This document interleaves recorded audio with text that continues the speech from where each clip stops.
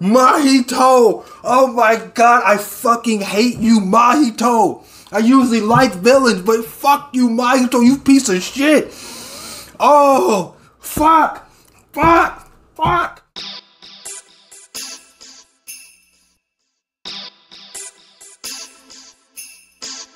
What is up, guys? Welcome to another episode of Dave Reviews. Today, gonna be going over Jujutsu Kaisen chapter 125, titled A Story About That Girl. Wow, we actually got a different title besides the Shibuya incident, like part 25, part 26. So, last chapter, I'm highly concerned for Nobarrraaa, as Mahito may have touched her in the eye with his hands, and I don't know if she's gonna live or die, but I think we're getting the backstory. So there's a book back underground says, "You're gonna be using it until the 6th grade, are you sure?" That's what my mom said, but I wanted the light blue school backpack, a pastel colored one. I moved to this village at the same time I started elementary school. My parents were worried about the inconveniences of living in the country. But I was just sad that I had to say goodbye to my friends. 19 students in the entire school, not even enough for one class at a regular school. Everyone had either a red or black backpack. I like the red and black, but most people don't seem to like light blue. Nobarrraaa, "Hey, Fumi, your backpack," said Nobarrraaa on the other hand. "Let's trade." She's talking to a little girl. Nobarrraaa is, and they're younger at this point. "Wanted my backpack. Huh. So is this coming from... Is the other little girl narrating this right now? And about the... Okay, so the other little girl, whose name I don't know right now, had a light colored backpack, and Nobarrraaa wanted to trade with her because she liked the light colored backpack, and most people don't like that. So she's like, "Huh? Let's trade." And there's a sparkle in Nobarrraaa's eyes. And the little girl's nervous, like, "Huh?" And they run out together. That's a nice little cover page, all innocent looking and whatnot. And she actually is standing on top of some bullies, I'm assuming, and she whooped their ass. LOL. I ended up getting my backpack after school. You know, I really don't like school backpacks. And Nobarrraaa kicks a backpack. She kicks her backpack. After that day, Nobarrraaa would stop by my house all the time.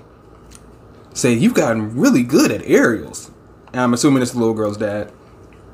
And play Smash Brothers with my dad. Nobarrraaa didn't like the people in the village. Since this village is really small, it's harder to be a stranger here than to make friends.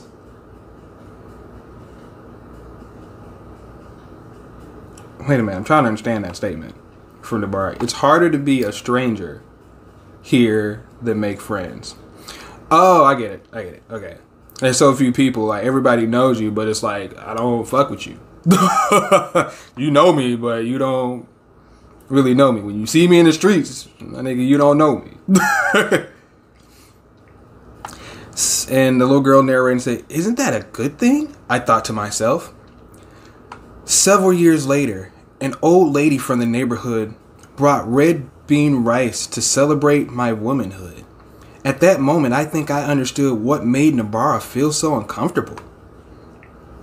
Nobarrraaa, "I found a secret base."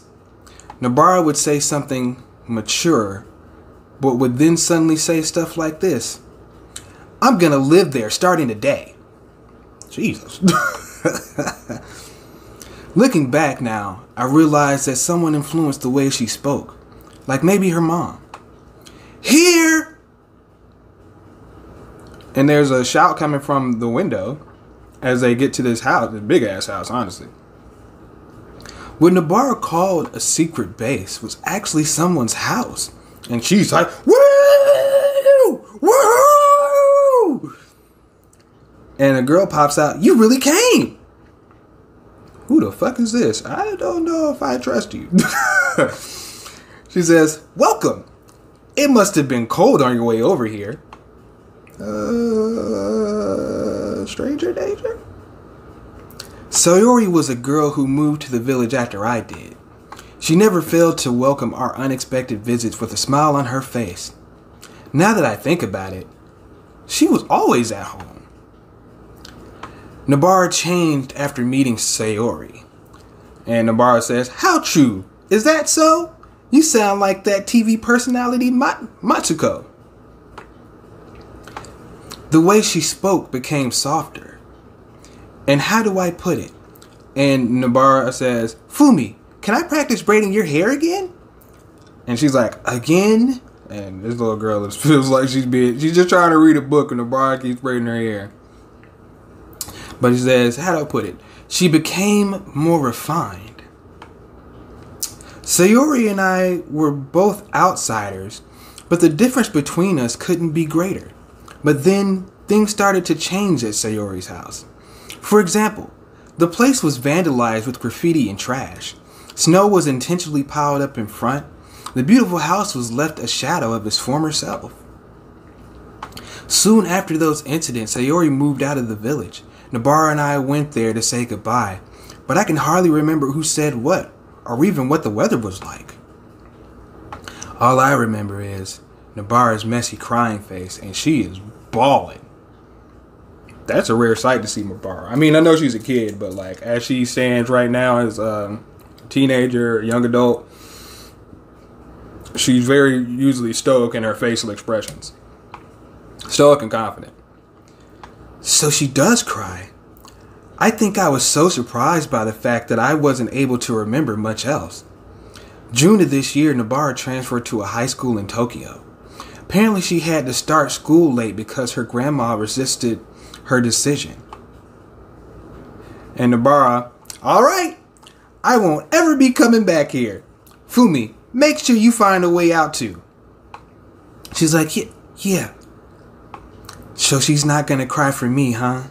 I could barely speak because of the guilt I felt for thinking something so selfish. After that day, we never spoke about Sayori again. And Nobarrrraaa says, "Fumi?"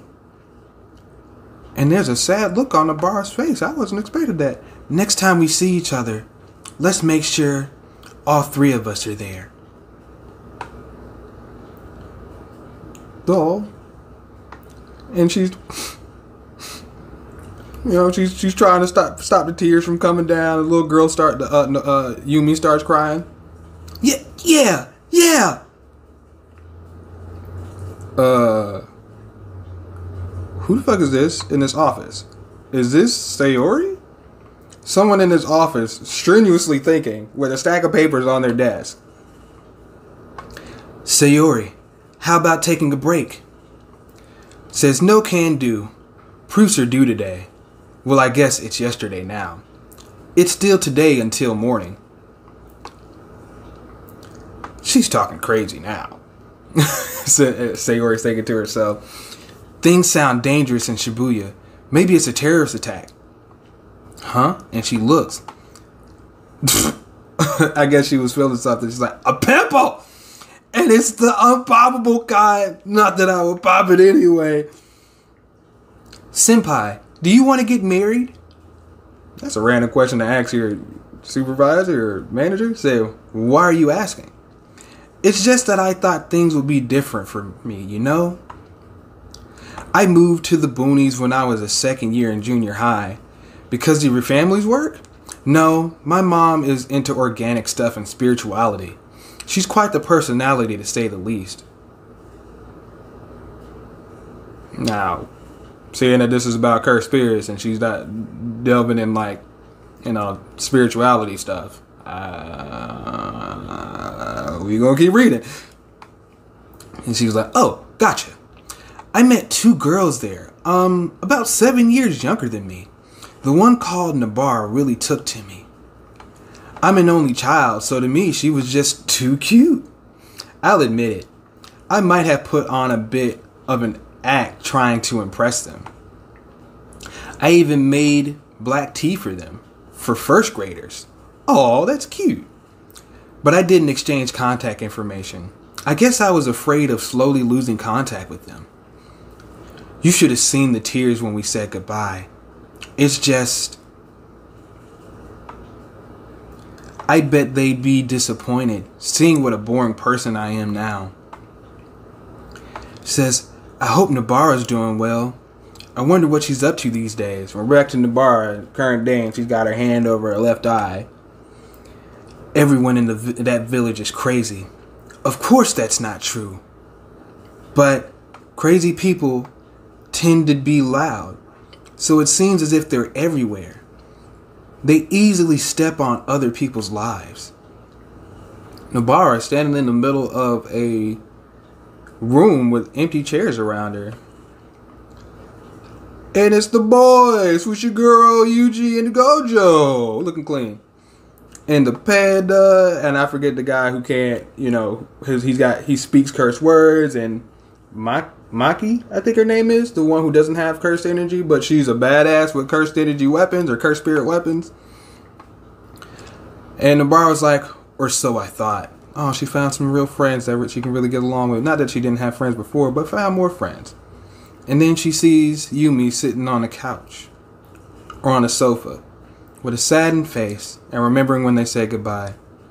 Wait a minute. She's like, sorry, Fumi. Looks like I can't keep our promise. Nobarrraaa? Itadori with a shocked look on his face. And she calls Itadori over.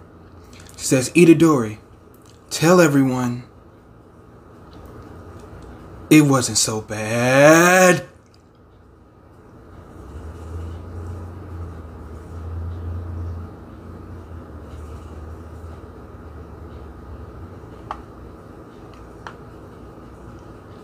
Oh my God. Oh my God. Why would y'all do that to me? Why would y'all give me this backstory only for her eyeball to explode out of her socket? Jesus.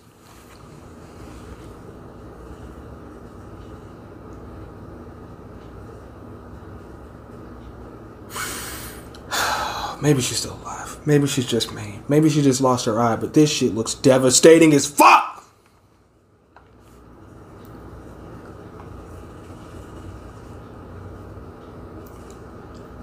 And she falls over to the side, and her blood splatter falls on Itadori.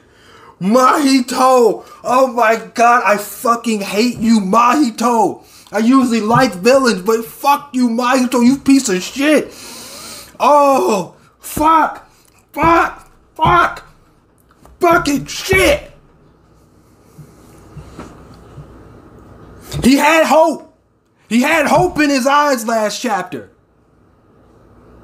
But that hope is faded for Yuji. Fuck, man, come on!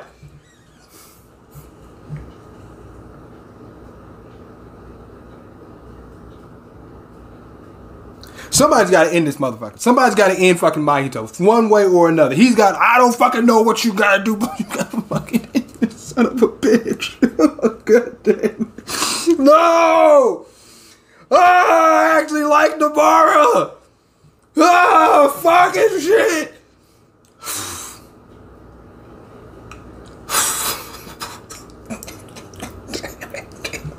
You took Nanami from me, and now you're taking Nobarrraaa too. Why? How many people must die? How many characters, main characters, must fall? Oh!